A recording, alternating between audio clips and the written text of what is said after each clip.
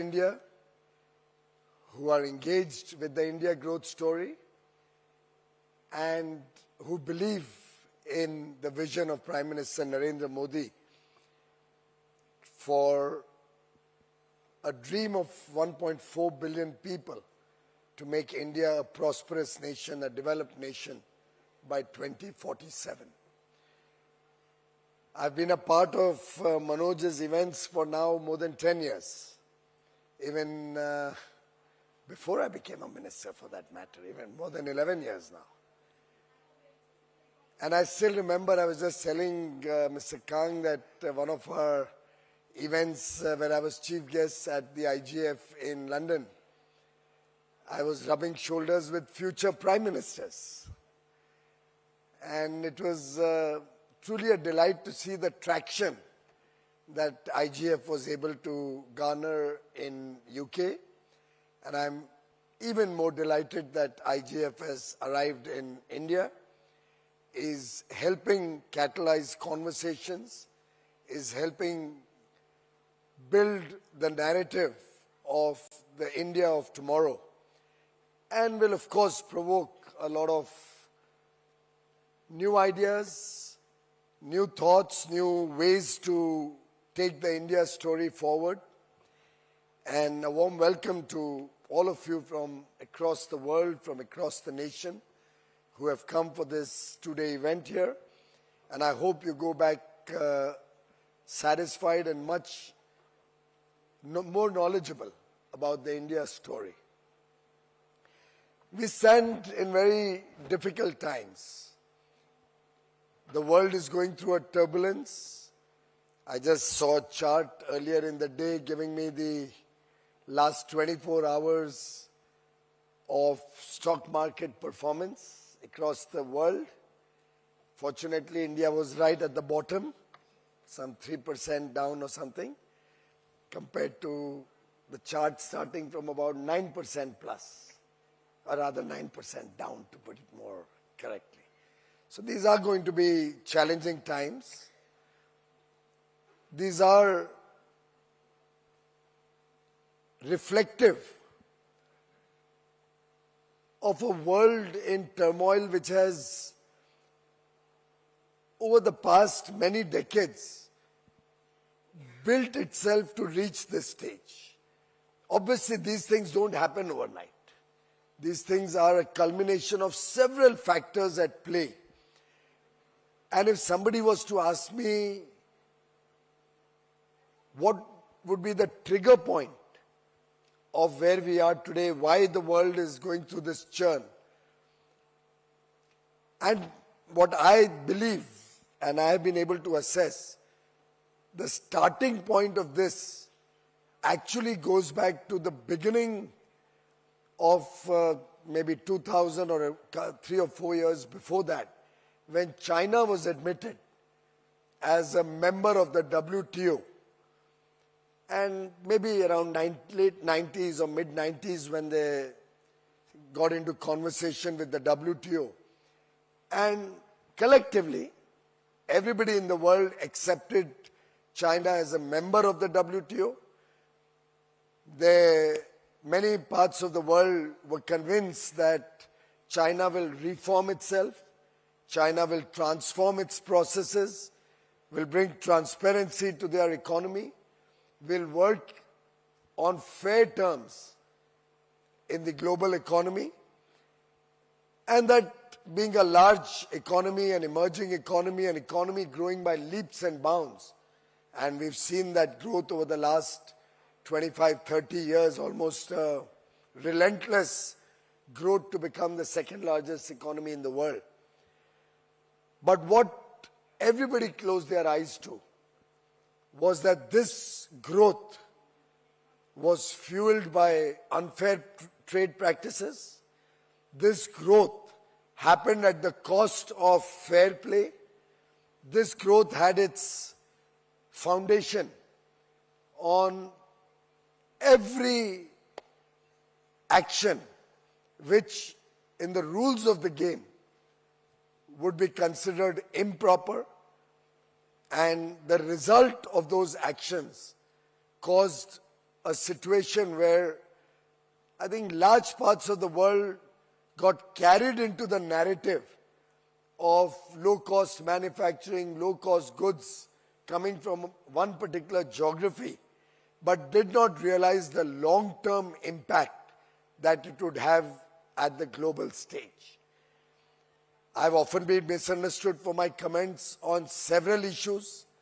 When I talk about the potential threat that countries and nations face because of predatory pricing, the nations being affected because of large subsidies, very often hidden subsidies, subsidies which never get into public domain, targeted to attack certain nations, targeted to attack certain economies.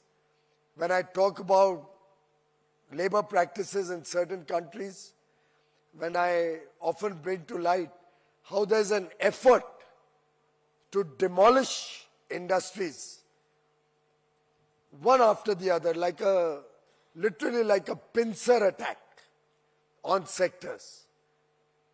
Very often the message gets lost in the desire to have low-cost goods serve industry or serve business or serve consumers with a very short-term myopic perspective.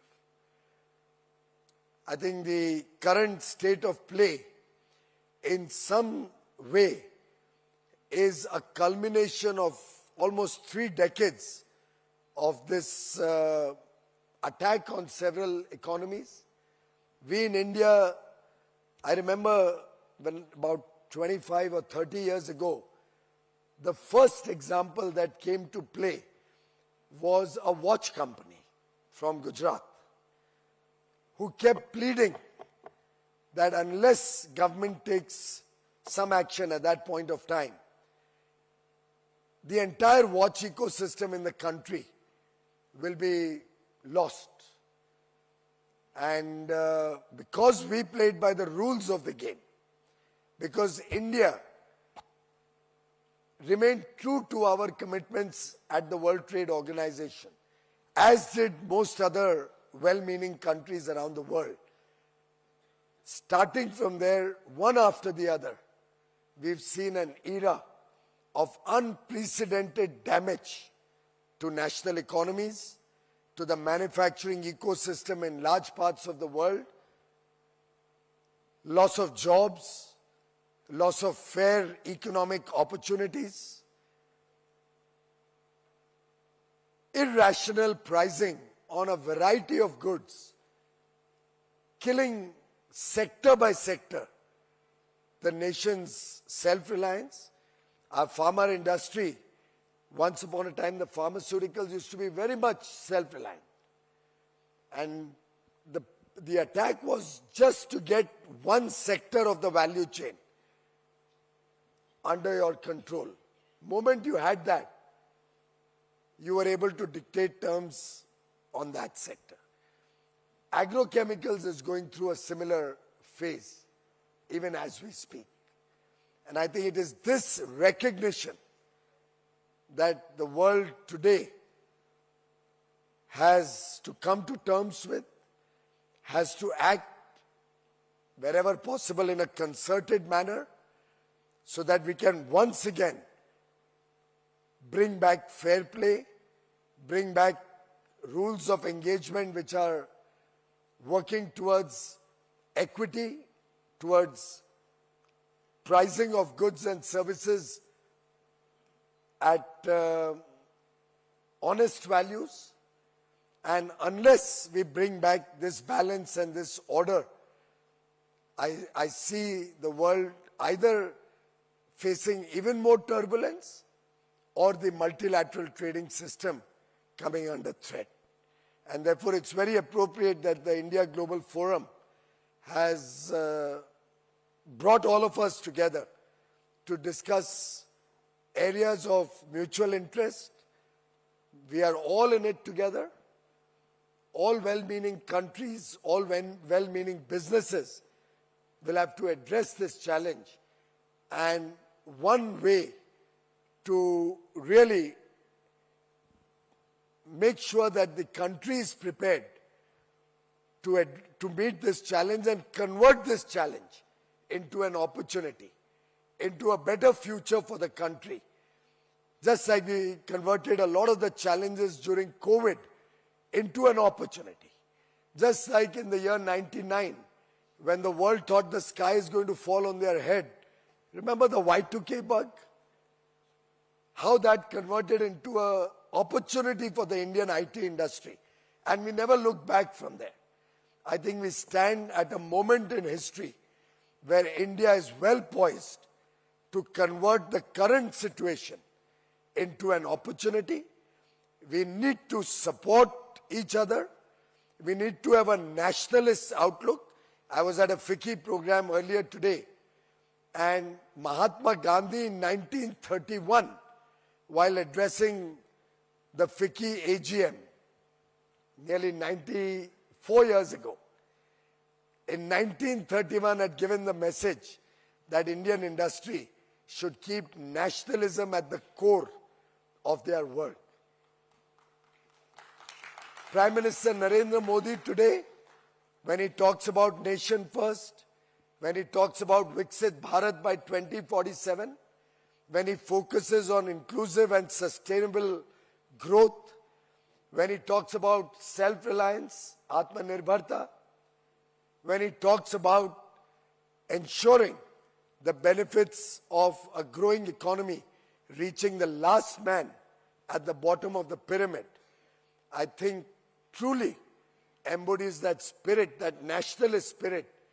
And if Indian industry, Indian businesses join hands, support each other, work together as a team, ensure that our only criteria is not going to be a cent or 2 cents saved in our value chain, but thinking in the long run, worried that today what I am doing may come home to bite me tomorrow through my actions. If I do not support my downstream stakeholder, there may be a point of time where my upstream fellow lets me down and I need protection. And at that point of time, it may become too late. And therefore, all of us have to reflect on what our role will be, how we will move out of this protectionist framework that we have been enjoying in different sectors for far too long, how we are willing to absorb good quality as our mantra, and on the back of high quality products and services at scale. And we have the huge advantage of 1.4 billion people consumer base, the world's fastest growing economy, possibly the only economy which will grow from a $4 trillion GDP value today to a $35 trillion value in the next 2.5 decades. We have an opportunity of a lifetime, and I appeal to all of you, be a part of the solution. Be a part of this moment in history. And if each one of us seizes this moment, India is unstoppable. Thank you very much. Piyush Goyal, thank you so much. It's such an important point, isn't it, that idea that we can all work together, and that absolutely is the reason we're all here today. Please take a seat there. And I know you're going to stick around. We're not going to let you go without talking to you about some of those issues. I'm delighted to welcome the person who will sit down and talk to you. So please put your hands together. Please welcome Haslinda Amin, Chief International Correspondent at Bloomberg Asia, to talk about some of those issues. Thank you. Nice.